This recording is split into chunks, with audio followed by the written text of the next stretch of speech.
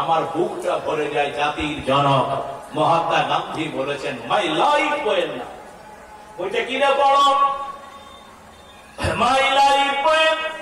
মহাত্মা গান্ধী বলছেন, আমি যখন ক্লাস 9-এ পড়ি, কি বললাম জোরে বলেন, আমি যখন ক্লাস 9-এ গুজরাটে স্কুলে যাই, জিন্না সাহেব গুজরাটে বাড়ি। আপনারা মনে রাখবেন, নরেন্দ্র মোদী আমার প্রধানমন্ত্রী, তারও বাড়ি গুজরাট। শুনতে পাচ্ছেন না? পাচ্ছেন না? একটু একটু যাবে, কষ্ট হবে শুনতে। হাত উঁচা করে বলি, লিল্লাহে তাকবীর, লিল্লাহে তাকবীর। কাটা হেরি ক্ষান্ত কেন কমল তুলিতে, দুঃখ বিনা সুখ লাভ হয় বিপরীতে। বিপদ আসতে পারে। আপনি যদি সত্যি চোর হন, পানিশমেন্ট দিতে হবে, কারণ চুরির পানিশমেন্ট কি আমাদের মুসলমান হলেও দিতে হবে। ফলে মুসলমান হলে অপরাধ করবো, আমার সব ছাড় আছে না। ফলে মহাত্মা গান্ধী তিনি বলছেন, যখন আমি ক্লাস 9-এ পড়ি, তখন ব্রিটিশরা এই দেশে রাজত্ব করছে। কারা? ব্রিটিশরা রাজত্ব করে। ব্রিটিশরা তখন রাজত্ব করে। তো তিনি সেই বই পড়ছেন, মোহাম্মদ লোকটা খুব হারামি, তরবারি দিয়ে জঙ্গলি লোকটা আরবের লোকের উপরে অত্যাচার করত। বলতো আমি নবী, নিজে নিজে নবী দাবি করতো, আর লোককে বলতো আমি নবী, আমার উপরে কোরআন নাজিল হয়েছে, তোমরা সবাই মুসলমান হয়ে যাও। যারা মুসলমান হতো না তাদের উপরে জুলুম করতো, অত্যাচার করতো, নির্যাতন করতো। মহাত্মা গান্ধী বলছেন, এইটা যখন করতাম না, তখন কষ্ট হতো যে মোহাম্মদ এত খারাপ, যে বড় ধর্ম লোকের প্রতি অত্যাচার করত। আমার মনটা খারাপ হয়ে যেত। কিন্তু আমি যখন বড় হয়ে দক্ষিণ আফ্রিকা গেলাম, জোরে বলুন আলহামদুলিল্লাহ, দক্ষিণ আফ্রিকা উকালতি করতে অ্যাডভোকেট ছিল। ওখানকার মুসলমানরা একটা বই দিলেন, বইটার নাম লাইফ অফ মুহাম্মদ সাল্লাল্লাহু, ইংরেজিতে বই। আমি নবী মুহাম্মদের বইগুলি পড়তে পড়তে চোখ দিয়ে পানি এলো। এত ভালো মানুষ পৃথিবীতে হয় না, এত সুন্দর মানুষ দুনিয়াতে হয় না, এত ভালো মানুষ কোথায় পাওয়া যাবে? সেজন্য মনে মনে আমি চিন্তা করলাম, কি পড়ে এলাম আর কি দেখলাম। এ মুহাম্মদ আমার হৃদয়টা জয় করেছে। ভারত যদি কোনদিন স্বাধীন হয়, তাহলে মুহাম্মদ যেমন করে মদিনা চালিয়েছে, আমি তেমন করে ভারত চালাবো। আরো শেষের বন্ধুরা বইটা পড়ে নিল। এই বই পড়াই তো গুলি করে মেরে দিল। বুঝতে পেরেছেন আপনারা? নেতাজি সুভাষ চন্দ্র বসু পড়ে নিও, তারা কি মূল্যায়ন করেছে মুহাম্মদ সম্পর্কে, ইসলাম সম্পর্কে। আজকের পৃথিবীতে আজকের মূল্যায়ন নয়। সেজন্য তারা বলছে, পবিত্র কোরআন শরীফে কিছু শব্দ আছে, এগুলো বাদ দিতে হবে। কাফের শব্দটা কোরআনে আছে না নাই? মুশরিক শব্দটা আছে না নাই? তারা বলে কাফের এবং মুশরিক এগুলি আমাদেরকে গালি দেওয়া হয়। এজন্য কোরআন থেকে যত জায়গায় কাফের ও মুশরিক শব্দটা আছে, তত জায়গা থেকে কাফের মুশরিক বাদ দিতে হবে। কোন মওলানার দিন আছে কাফের মুশরিক বাদ দিবে? যারা বলে বাদ দিবে কত আছে? তাহলে মার খাচ্ছে কোরআনের জন্য। যদি ইজ্জত পায় কোরআনের জন্যই পাবো, বলুন ইনশাআল্লাহ। আল্লাহ তাআলা বলছেন, কাফের কারা, মুশরিক কারা? ও তুমি কাফেরের কাজ করবা, মুশরিকের কাজ করবা, লেকিন বললে চুরি করবা, চোর বললে রাগ না। চুরি করবা, ডাকাতি করবা, ছিনতাই করবা, বললে রাগ। তুমি যদি আমারে ফাঁসির মঞ্চেও দাও, আমার কোরআন যা বলে আমি সেই কথা বলতে থাকবো, বলুন ইনশাআল্লাহ। এবার ধীরে ধীরে পৃথিবীটা ইংরেজরা চালাতে চালাতে এখন পৃথিবীর অবস্থা খুব খারাপ। বাংলাদেশ তো খুব খারাপ, আমাদের দেশও খারাপ, সব খারাপ, পাকিস্তানও খারাপ। কারণ কোরআনকে বাদ দিয়ে চললে কেউ ভালো থাকতে, আর কোরআন আপনি দিয়ে চলতে পারবেন না। কোরআন রাষ্ট্রীয় ব্যাপার। রাষ্ট্র যদি কোরআনের বিরুদ্ধে যায়, তাহলে এই জলসা দিয়ে সত্যিকার অর্থে কোনো লাভ হবে না। আরজি কর বলে একটা হাসপাতাল ছিল, বাড়ি ওই হাসপাতালটা কোথায় একটু কথা বলে? আরজি কর কোথায়? এই বন্ধু পেছনের লোকের আরজি কর কোথায়? হ্যাঁ, একটি হাসপাতাল। সে হাসপাতালে গভীর রাতে একটি ডাক্তার পড়াশোনা করেছে। সেই ডাক্তারটাকে একটা সিভিক ভলেন্টিয়ার, নাম শোনা আছে তো, সে তাকে ধর্ষণ করলো, মেরে ফেললো। ওখানকার সুপারিনটেন্ডেন্ট ছিল, সব নানান ব্যাপার। সেই দিনের পর থেকে আজও আরজি করের সমস্যাটা মিটে। সমস্যাটা কি নিয়ে? সমস্যাটা মহিলাকে, একটা মেয়ে একটি ছেলে রাতের বেলা মেয়েটাকে আক্রমণ করে তাকে ধর্ষণ করে মেরে ফেলল। এই ধর্ষণ 1000 বছর আগেও ছিল না? ছিল না? কথা বলেন, জোরে বলেন। মেয়ের প্রতি জুলুম 1000 বছর আগেও ছিল না? ছিল না? তাহলে এই জিনিস ছিল 1000 বছর আগে, ছিল 1500 বছর আগে ছিল। যৌবন যতদিন ছেলেদের থাকবে, মেয়েদের থাকবে, তো আল্লাহ তাআলা যৌবনটা নির্দিষ্ট মেয়াদে দিয়েছে বলে বাঁচা গেছে। এ যদি 80 বছর মালেরও থাকতো তো বড় বাড়ি বিপদ হতো। আজকের দুনিয়াতে যৌবনটাকে আল্লাহ তাআলা মাফ করে দিয়েছে, বলুন আলহামদুলিল্লাহ। একটা বেটা ছেলে 60 বছরই খায়, বুঝতে পেরেছে না? পারেন না। আর একটা মেয়ে 45-এ শেষ। এই যে নির্দিষ্ট মেয়াদের এই যৌবন, মেয়েরা যেভাবে আজকে নিজেকে সাজায়, ওর কাছে আল্লাহ তাআলা যে সম্পদ দিয়েছে সেইটার মূল্যায়ন জানে না। ফলে আরজি করের ঘটনা মনে হলো আমাদের কাছে একটা নতুন দর্শন, আর বোধহয় কোনোদিন হয়নি। এর আগে যোগী আদিত্যনাথের দেশে যারা ছোট জাতের Hindu, scheduled caste and scheduled tribe, তাদের মেয়েদেরকে ধর্ষণ করা ব্রাহ্মণদের জন্য হালাল। বুঝতে পেরেছেন না? পারে না। শোনেন না, হাতরস বলে একটা জায়গা, শুনেছেন না? শোনেন, সেখানে একটা মেয়েকে ধর্ষণ করলো, তারপরে ওকে আগুন দিয়ে পুড়িয়ে দিল। আর এটা বিচার হয়।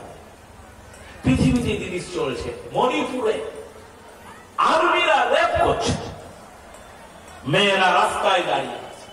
এসব তো মেয়েদের প্রতি চলবে, কারণ ইসলাম ভালো লাগে না। তাহলে এই জিনিস পৃথিবীতে বন্ধ, যারা বলে বন্ধ। তারপরে কি হয়েছে? এখন ছেলে মেয়ের বিয়ে এখন কম হচ্ছে। আর এই যে স্মার্টফোন আসার ফলে যা হয়েছে সব বুঝতে পারছেন। ফলে আমি এখন আপনাকে বলবো, আরজি কর কাণ্ড নিয়ে দেশে মোমবাতি মিছিল শুরু হলো। নদিয়াতে কোথায় হয়নি? এদিকে হচ্ছে, বারবারপুরে হয়েছে। এই কথা বলে, হ্যাঁ হ্যাঁ এমনি করে জোরে জোরে বলে। আমি তো বলছি দায়িত্বটা টোটাল আমার, আপনার তো ভয় কোনো করার নাই। ফলে উত্তর দেবে, কারণ আমি যদি না বলি তাহলে এই হক কথাটা বলবে। ফলে আরজি কর নিয়ে মোমবাতি মিছিল, দেশ হইচই শুরু হয়ে গেল।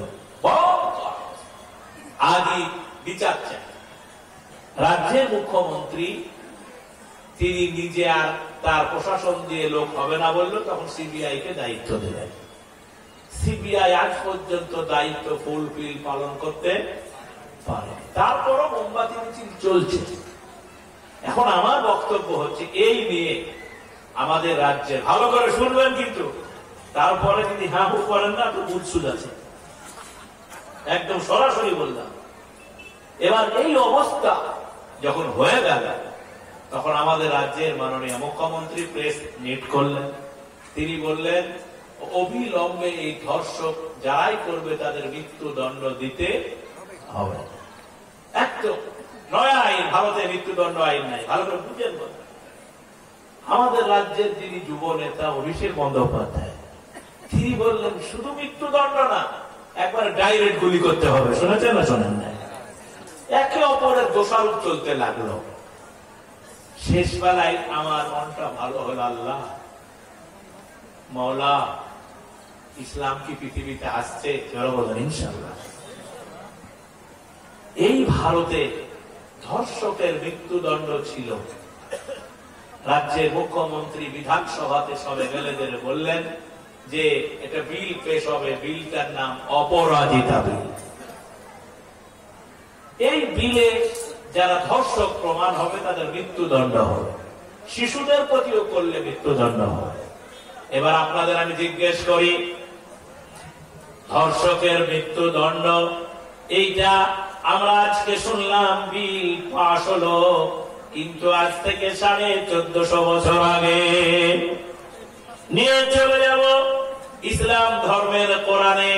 যদি কোন নারীকে অত্যাচার করে ধর্ষণ করে মেরে ফেলা হয়, আর এটা যদি প্রমাণ হয়, তাহলে তার বিচার কোরআনে আছে না নাই? আছে না নাই? কোরআনে আছে না নাই? আল্লাহ তাআলা বলেন, এই রকম দুষ্ট নম্বর ছেলের পৃথিবীতে বেঁচে থাকার কোনো অধিকার নাই। বিচার হবে, কোমর পর্যন্ত মাটিতে গেড়ে দেওয়া হবে, পাথর ছুঁড়ে ছুঁড়ে মারা হবে। দুনিয়ার ধর্ষকরা দেখেলেন কোন নারীর উপরে অত্যাচার করে মেরে ফেললে, ধর্ষণ করলে কি বিচার আছে? 1400 বছর আগে এই আইনটা আমাদের মধ্যে ছিল না? ছিল না। আজকে যারা বলছে, যারা 1400 বছর পরে এই আইন যেদিন আমরা কার্যকরী করলাম পৃথিবীতে, সেদিন আমাদেরকে বলা হলো অসভ্য, সেদিন আমাদের বলা হলো বর্বর। পৃথিবীতে এমন কতগুলি অপরাধ আছে যে অপরাধ মারতে দেওয়া যাবে না, নির্মূল করে দিতে হবে। নির্মূল করে দেওয়ার কঠোর আইন কেবল আল্লাহ দিয়েছেন, এটা দিয়ে দিয়েছে। তাহলে আজকে বিধানসভায় পেশ হলো, পাশ হলো, তাহলে এটা আমারটা আগে না বিধানসভাটা আগে? বাড়িতে যে বলেন, বাড়ি যাবেন, খাওয়া দাওয়া করে পায়খানা ফিরে বলেন, 1400 বছর আগে যে আইনটা আমরা করলাম, এটাই এরা করলো না অন্যটা? আমারটা। তাহলে আমি যে আইন, আমার কোরআন যে আইন দিয়েছিল, এটা অসভ্য আইন কি করে জানতে চায়? শুধু মন্ডলী আরো দেশে চলে যান, কত সুন্দর সুন্দর নারী, কত সুন্দর ব্যবস্থা। হজের ময়দান থেকে শুরু করে কোটি কোটি লোক চলাফেরা করে। আপনি কি কোনদিন শুনেছেন কোন নারী ধর্ষিতা হয়েছে? কেন? বিচার আছে, ধরা পড়লে বাঁচার কোন রাস্তা। আপনি ঠাট্টুমাট্টু বিচার করবেন, ঠাট্টুমাট্টু বিচার করে অপরাধ দূর করতে চাইবেন, এটা হবে না। তাই আজকে বোঝা গেল যে বিধানসভাতেও আপনার কথা উঠেছে। জোরে বলুন আলহামদুলিল্লাহ। কোরআন আছে ভাই, একটা কোরআন থাকা দরকার, বিপদে আপদে ওইটাই কাজে লাগে। সুধী মন্ডলী, কোরআন ছাড়ো নাই ভারত ছাড়ো, এটা হবে না। বলুন ইনশাআল্লাহ। আমি হাতে কলমে দেখাবো। এখান থেকে কৃষ্ণনগর কত দূর? 70 কিলোমিটার। ভাই যুবকরা শোনো, তোমাদের জীবনে কাজে লাগবে। কৃষ্ণনগরে জাজ সাহেব একটা বিচার দিয়েছেন আজ থেকে 20-22 দিন আগে। একটি মুসলিম বাবা এবং মা, 90-এর ঘরে বয়স, তাদের একটাই ছেলে।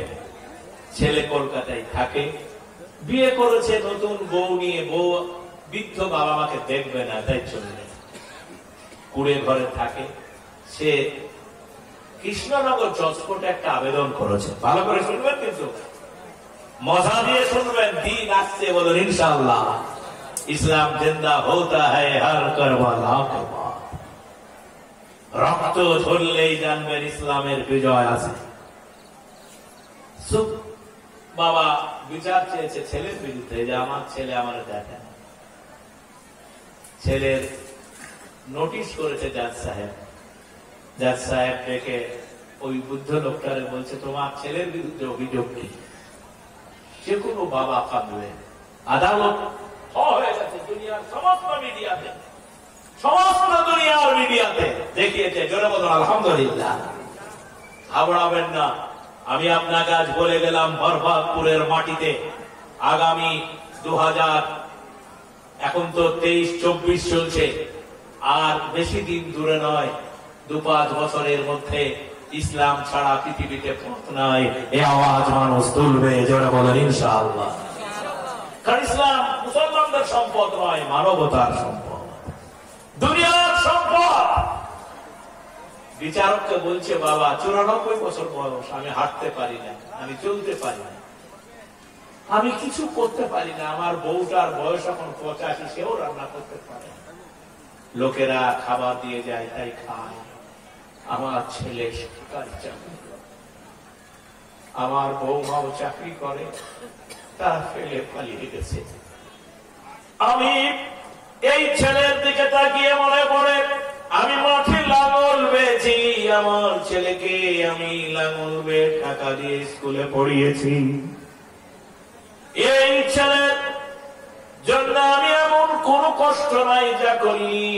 আমি যদি সেদিন মুনিশ না কাটতাম আমার ছেলে এত বড় হতো না।